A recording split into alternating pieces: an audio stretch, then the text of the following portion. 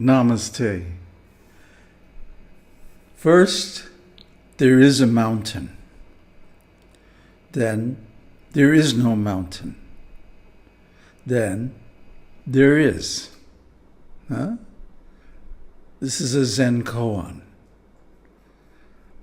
Well, it's very hot today. I have my cocktail here. Organic guava nectar with Arunachala rainwater kept in a copper vessel, pure copper, for 24 hours, shaken, not stirred.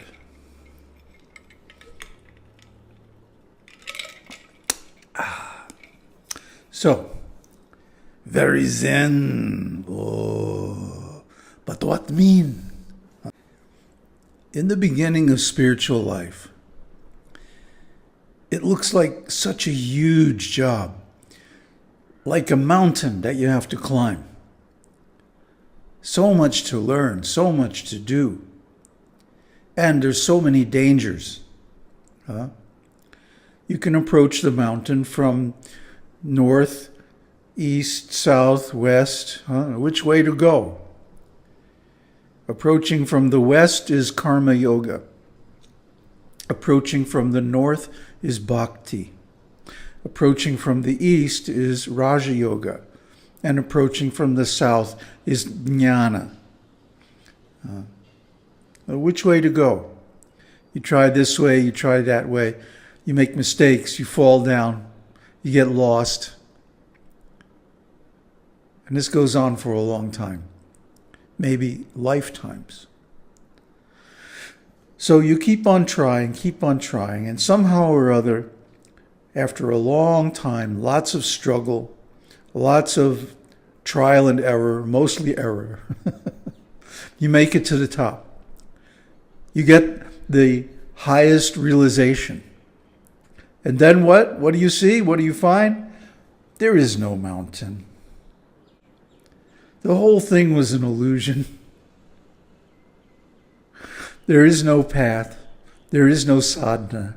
There is no Buddha. There is no guru. It was all in your mind, literally. But then what?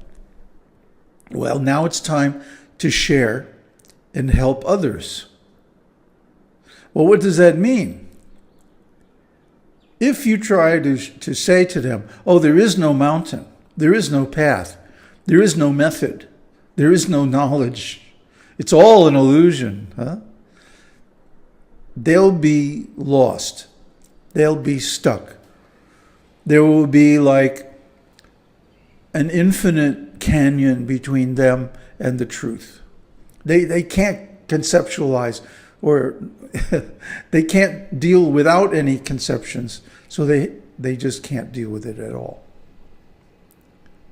Nibbana, self-realization, is beyond conception, beyond thought, beyond the mind. So to teach the absolute truth to someone who is just beginning just stops everything right there. Poor J. Krishnamurti, he tried his whole life to teach and preach nothing but the absolute truth. And what happened? At the end of his life, he had no enlightened disciples at all. Why? Because they could not cross this huge gap between where they were and where he was. Between there is a mountain and there is no mountain. So if we really want to share, if we really want to help people, we have to, again, construct or at least model the mountain. Why? So we can talk to the people who are in the mind, who are in conceptual life, who are in conditioned consciousness. So we have to construct like an artificial personality, an artificial model of what it's like to be unenlightened just so we can talk to these people, just so we can speak their language. So, yeah, there is a mountain.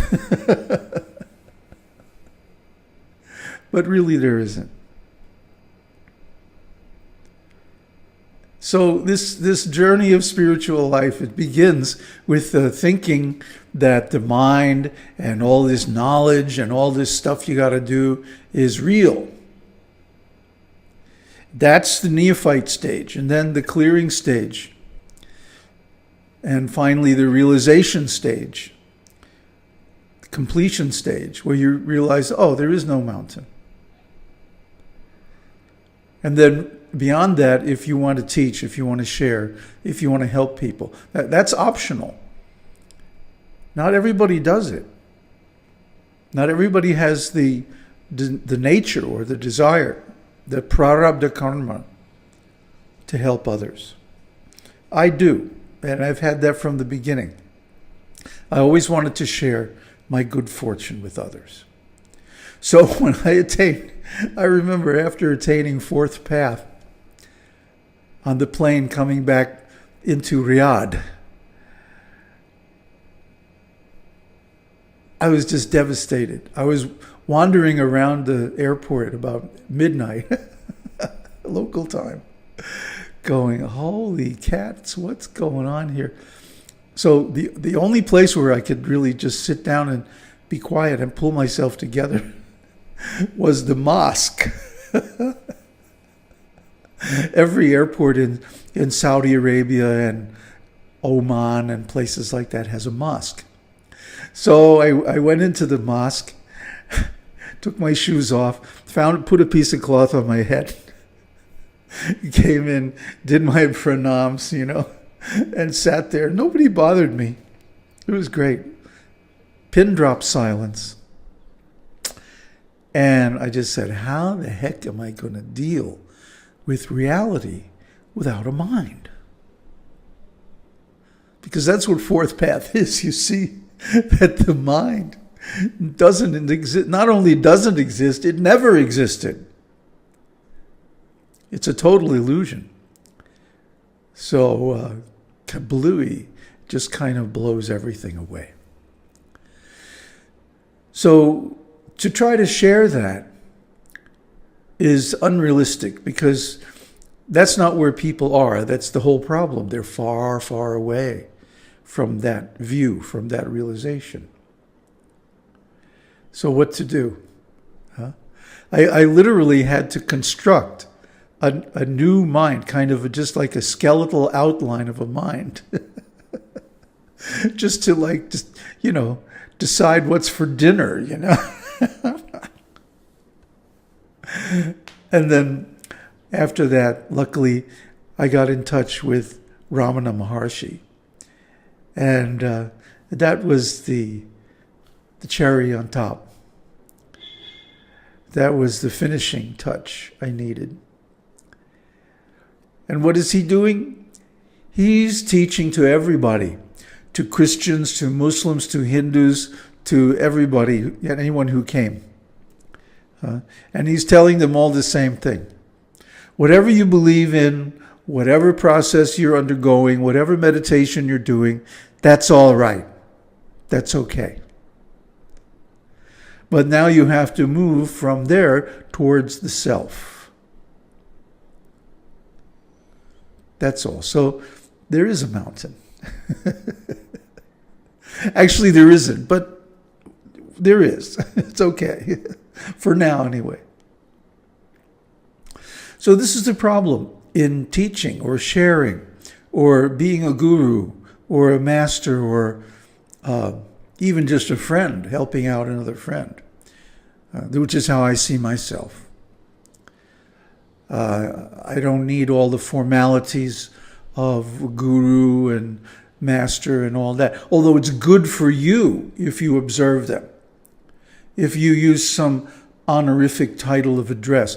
I guess nobody understood what I was talking about last time I said that, because people are still emailing me these chatty, friendly letters, hi, Dave. No. Sir, master. There has to be some respect. Here in India, everybody over a certain age is addressed as a sir or as ji, Baba ji, respected grandfather. It's just the etiquette, and it's correct. So we should also use that when we approach someone in a superior position, that we recognize their work and their wisdom. So the problem is people today want everything done for them. I'll just hire this guru and he'll come in and talk to me for 5 minutes and then I'm enlightened. It doesn't work that way, although there are many people selling the illusion that it does. The other day I was talking about that guy, what's his name? Fuji, Scroogey, Pooji. That's it. He's a nonsense. He's a rascal. He's a phony. He's a cheater. But he is delivering a very nicely packaged illusion, a sentimental illusion that makes you feel really good. I compared him to Santa Claus. You know, when you're a kid, your parents take you to the store, and there's the old guy with a beard dressed up all in red, and hopefully he's drinking gin so he doesn't smell too bad. And you climb up on his lap, and you make believe he's Santa Claus, and he makes believe that he cares about you. Of course, that's the low end of the spectrum.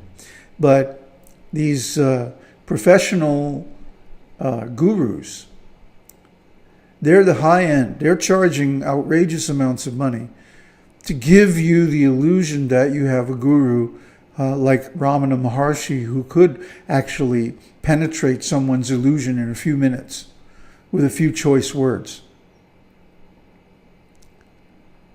So people are paying handsomely. It's considered very valuable in society to be able to provide this illusion. But I don't do that. You're not going to get that from me. You're going to get busted. I'm going to tell you, no, you're wrong. No, that's not it.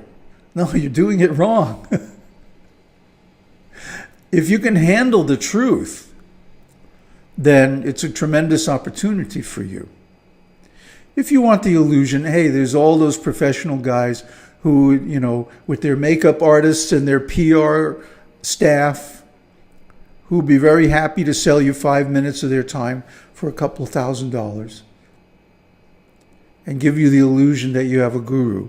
Then you can take your selfie picture with them, and show it to all your friends, post it on Facebook.